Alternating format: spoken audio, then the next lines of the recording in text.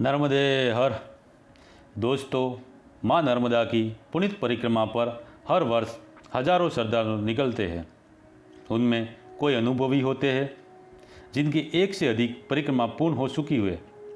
उन्हें तो किसी बात की चिंता या मार्गदर्शन की आवश्यकता नहीं होती, परंतु अधिकांश परिक्रमावासी नए होते हैं जिनके मन में तरह तरह की शंकाएं और उलझनें होती हैं, जैसे कि परिक्रमा कहाँ से शुरू करनी है, कहाँ जाना है, कैसे जाना है, संकल्प पूजा कहाँ और किससे करवानी है, प्रमाण पत्र की क्या आवश्यकता है और उसे कहाँ से प्राप्त करना है, एवं कौन से रास्ते का अनुसरण करना है, कौन कौन से गांव नगर मार्ग में आते हैं तथा कितना चलना है, कहाँ रुकना है और जहाँ परिक्रमावासी रात्रि विश्राम करते हैं उन आश्रमों की दूरी कितनी है। ऐसे अनेकों प्रश्न मन में उठते हैं। तो आज इस वीडियो के माध्यम से ऐसे सभी प्रश्नों के उत्तर विस्तार से बताकर उन सभी माई भक्तों के मन में उठते प्रश्नों की तरंगों को शांत करने का प्रयास कर रहा हूँ। उम्मीद करता हूँ ये वीडियो परिक्रमा पर जाने वाले श्रद्धालुओं के लिए अत्यधिक उपयोगी होगा। तो वीडियो की शुरुआत करते हैं। हम कहाँ से परिक्रमा शुरू करें? तो दोस्तों, परिक्रमा की शुरुआत वैसे तो हम माँ नर्मदा के किसी भी तट से कर सकते हैं। चाहे तो हम उत्तर तट से शुरू करके अमरकंटक की तरफ जा सकते हैं, अथवा तो दक्षिण तट से शुरू करके रेवा सागर संगम की तरफ जा सकते हैं। हमारी परिक्रमा पूर्ण वहीं होती है जहाँ से हम परिक्रमा की शुरुआत करते हैं। मगर मैया की परिक्रमा में एक ये प्रथा भी है कि परिक्रमा की शुरुआत में हम अपने साथ एक शीशी या अन्य पात्र में माँ नर्मदा का जल लेकर चलते हैं, जिसे हमें परिक्रमा पूर्णाहुति के बाद ओमकारेश्वर जी जाकर ज्योतिर्लिंग पर अभिषेक कर समर्पित करना होता है। तो ज़्यादा अच्छा यह रहेगा कि हम परिक्रमा की शुरुआत भी ओमकारेश्वर से ही करें, ताकि बाद में दोबारा ओमकारेश्वर जी जाना न पड़े। ओमकारेश्वर जी पहुंचने के लिए नज़दीक का रेलवे स्टेशन इंदौर है। आप अपने नज़दीकी यातायात संसाधन से आसानी से इंदौर पहुंच सकते हैं। इंदौर रेलवे स्टेशन के बाहर ही आपको रिक्शा, टैक्सी या अन्य पैसेंजर वाहन मिल जाएंगे, जिसमें बैठकर आप नवलखा बस डिपो पहुंच जाएंगे। नवलखा बस डिपो में आपको दुनिया भर की बसें ओमकारेश्वर जी जाने हेतु खड़ी हुई मिल जाएंगी, जिसमें बैठकर आसानी से ओमकारेश्वर जी पहुंच सकते हैं। अब ओमकारेश्वर जी पहुंचकर जो सबसे बड़ी उलझन होती है वह है कि अब हमें यहाँ कौन से आश्रम या धर्मशाला में रुकना है। तो आपको बता देता हूँ कि वैसे तो ओमकारेश्वर जी में रुकने हेतु अनेकों आश्रम और धर्मशालाएं उपलब्ध है, परंतु अधिकांश परिक्रमावासी गजानन आश्रम में ही रुकते हैं, क्योंकि यहाँ की व्यवस्था निजी होटल से भी उत्तम है। गजानन आश्रम मुख्य मार्ग पर ही उपस्थित है, जिसके बारे में आपको कोई भी व्यक्ति पूछने पर बता देगा। गजानन आश्रम में पैदल परिक्रमा वासियों के लिए 3 दिन परिक्रमा के पूर्व और 3 दिन परिक्रमा पूर्ण होने के बाद निःशुल्क भोजन और विश्राम की व्यवस्था उपलब्ध है। गेट पर बैठे सुरक्षा सेवादार से आपको संपूर्ण जानकारी प्राप्त हो जाएंगी।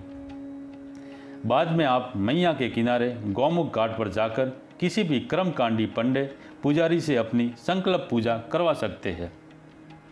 वे आपको गौमुख घाट पर बहुत सारे मिल जाएंगे। आप अपनी श्रद्धा से 100, 150, 200 दक्षिणा दे सकते हैं। फिर भी पूजा से पूर्व इस बारे में तय जरूर कर ले। संकल्प पूजा के पूर्व ही ओमकारेश्वर जी के दर्शन करना जरूरी है, क्योंकि ओमकारेश्वर जी के ज्योतिर्लिंग दर्शन हेतु मैया के पात्र को पार कर उत्तर तट पर हमें जाना पड़ता है। मुंडन करवाने हेतु नाई भी घाट पर ही उपलब्ध हो जाएंगे। रही बात प्रमाण पत्र की, तो वह इतना उपयोगी नहीं है। आप अपने स्थानीय प्रशासनिक कार्यालय से भी लेटर प्रिंट पर लिखवा कर ला सकते हैं। अन्यथा ओमकारेश्वर जी में पूजा करवाने वाले पंडित या फिर अनिल महाराज से आप प्राप्त कर सकते हैं, जिसके आपको 100 से 150 रुपये का शुल्क अदा करना पड़ेगा। अन्यथा आपको नर्मदा सेवा समिति की तरफ से निःशुल्क प्रमाण पत्र भी मिल जाएगा, जिसकी संपूर्ण जानकारी आपको मेरे प्रथम दिन के परिक्रमा वीडियो में मिल जाएंगी। अब होती है परिक्रमा की शुरुआत। ओमकारेश्वर जी से अगर हम मैया के किनारे का मार्ग पकड़ते हैं तो 3 घंटे में आसानी से मोरटक्का पहुंच जाएंगे, मगर किनारे का मार्ग थोड़ा पथरीला और कठिन है, तो हम सड़क मार्ग से होते हुए भी चल सकते हैं। अधिकांश लोग सड़क मार्ग का ही अनुसरण करते हैं। अब मैं सिर्फ आपको रास्ते में आने वाले गांवों के नाम, उनकी दूरी और सिर्फ उन आश्रमों के नाम बताऊंगा जहां परिक्रमावासी रात्रि मुकाम कर सकते हैं। याद रहे, मेरी अधिकांश परिक्रमा किनारे के मार्ग से हुई है, तो मैं वही बताऊंगा जहां से मैं गुजरा हूँ। ओमकारेश्वर जी से सड़क मार्ग पर 5 किलोमीटर की दूरी पर शिवकोठी नामक गांव आता है। यहाँ एक रोटी आश्रम है। यहाँ से 2 किलोमीटर की दूरी पर थापना गांव में सड़क पर ही पूज्य श्री त्यागी बापू सौमित्र स्वामी जी का आश्रम है। थापना से 5 किलोमीटर मोरटक्का वृंदावन आश्रम है। यहाँ से आगे 3 किलोमीटर कटार आश्रम और कटार से 3 किलोमीटर नर्मदा आश्रम आलीबुजुग। वहाँ से 5 किलोमीटर टोकसर गौमुख आश्रम। यहाँ से 10 किलोमीटर रावरखेड़ी रामेश्वर मंदिर आश्रम। 5 किलोमीटर बकावा राम मंदिर। वहाँ से 5 किलोमीटर मर्दाना हरिहर आश्रम। 5 किलोमीटर तेली भट्टायन सियाराम बाबा आश्रम। वहाँ से आगे 1 किलोमीटर की दूरी पर रामकृष्ण हरि आश्रम। 10 किलोमीटर लेपा राम मंदिर आश्रम। वहाँ से आगे 2 किलोमीटर नर्मदा सेवा आश्रम वेदा संगम। 2 किलोमीटर माकड़खेड़ा वेदांत विला आश्रम और आयुष भाई सक्सेना। 5 किलोमीटर कठोरा नानक दास जी महाराज आश्रम। वहाँ से 3 किलोमीटर वडगाम मांडव्य ऋषि आश्रम। वहाँ से 2 किलोमीटर सालीवान आश्रम और 1 किलोमीटर नावड़ा टोला आश्रम। नावड़ा टोला से 6 किलोमीटर डालखेड़ा नर्मदा सेवा कुटीर आश्रम। 3 किलोमीटर पर बलगांव मौनी बाबा आश्रम। वहाँ से आगे 6 किलोमीटर खलघाट बालाजी मंदिर। बालाजी मंदिर से 4 किलोमीटर छिछली अन्न क्षेत्र। 5 किलोमीटर कठोरा अन्न क्षेत्र रमेश भाई जायसवाल जी के घर। 3 किलोमीटर 11 लिंगी आश्रम। वहाँ से 4 किलोमीटर नंदगांव गणेश मंदिर। नंदगांव से 1 किलोमीटर ब्राह्मण गांव। ब्राह्मण गांव से 6 किलोमीटर मारू की शीशली राम मंदिर। मारू की शीशली से 8 किलोमीटर लोहारा कपिल मुनि तपोस्थली आश्रम। लोहारा से 8 किलोमीटर मोहीपुरा अन्न क्षेत्र ओम प्रकाश जी के घर। मोहीपुरा से 3 किलोमीटर दंतेवाड़ा। दंतेवाड़ा से 5 किलोमीटर छोटा वर्धा अन्न क्षेत्र रणछोड़ भाई पाटीदार। छोटा वर्धा से 12 किलोमीटर बोरलाई हनुमान जी मंदिर। बोरलाई से 12 किलोमीटर बड़वानी सिद्धेश्वर मंदिर एवं जोगमाया मंदिर। बड़वानी से 10 किलोमीटर पिछोड़ी गायत्री मंदिर। पिछोड़ी से 17 किलोमीटर बोरखेड़ी हीरा मामा के घर अन्न क्षेत्र। बोरखेड़ी से 12 किलोमीटर घोंगसा लखनगिरी जी आश्रम। घोंगसा से 12 किलोमीटर श्यामलेट अन्न क्षेत्र सरपंच जी के घर। श्यामलेट से 8 किलोमीटर बादल मध्य प्रदेश अन्न क्षेत्र नकर सिंह के घर। बादल से 4 किलोमीटर महाराष्ट्र बादल अन्न क्षेत्र कालू वर्मा के घर। महाराष्ट्र बादल से 4 किलोमीटर धावड़ी अन्न क्षेत्र श्री पावरा जी के घर। धावड़ी से 6 किलोमीटर खापरमाल अन्न क्षेत्र हमालय जी पावरा के घर। खापरमाल से 10 किलोमीटर बवाणा अन्न क्षेत्र मान्याजी पावरा रुकने की व्यवस्था हो सकती है। बमाणा से 6 किलोमीटर सांवरिया अन्न क्षेत्र आंगनवाड़ी सरपंच जी के वहाँ। सांवरिया से 5 किलोमीटर बिलगांव अन्न क्षेत्र आश्रम। बिल गांव से 22 किलोमीटर धनाजे बुर्जुग हनुमान मंदिर आश्रम। धनाजे बुर्जुग से 2 किलोमीटर धड़गांव राजूभाई टेलर के वहाँ। धड़गांव से 15 किलोमीटर खूटा मोड़ी आश्रम। खूटा मोड़ी से 12 किलोमीटर मोलगी अन्न क्षेत्र। मोलगी से 5 किलोमीटर बिजली गंवान अन्न क्षेत्र श्री सगनजी तड़वी।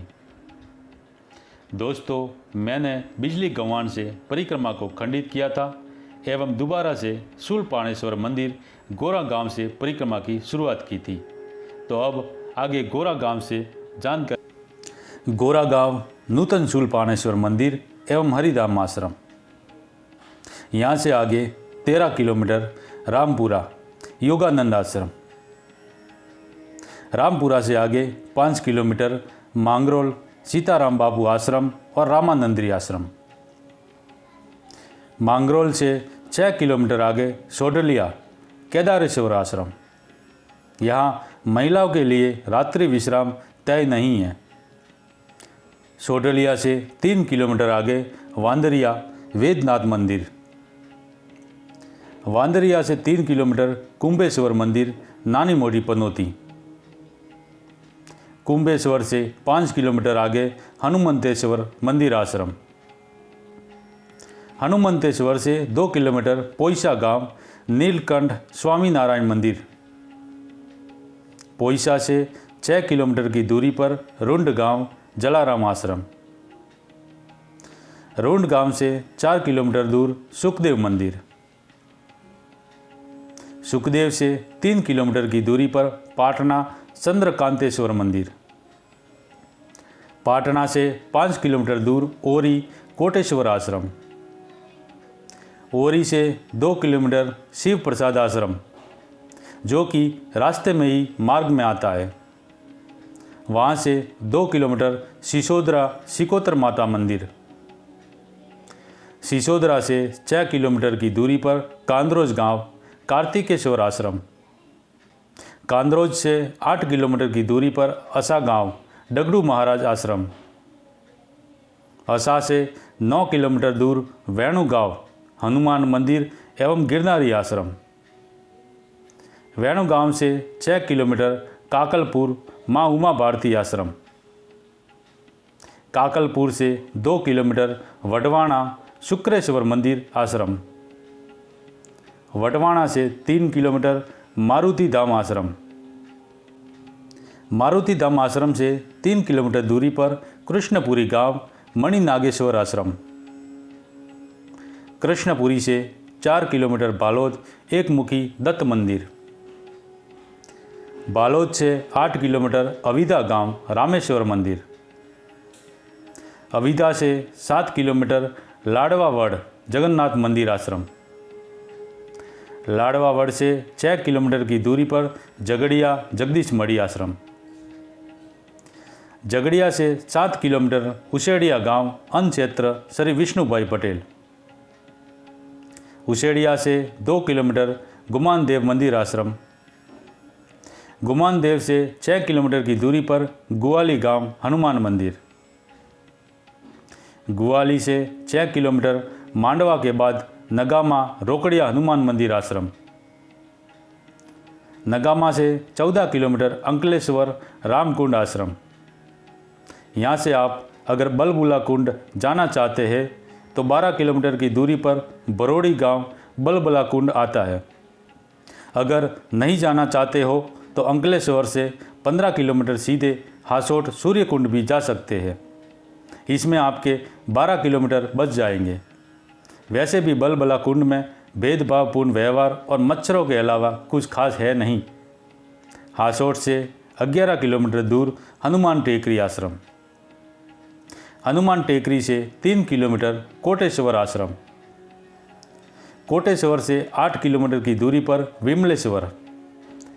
विमलेश्वर में हम विमलेश्वर मंदिर में भी रुक सकते हैं या फिर 50 रुपये का शुल्क देकर पास ही नई बनी बिरला धर्मशाला में भी रुक सकते हैं।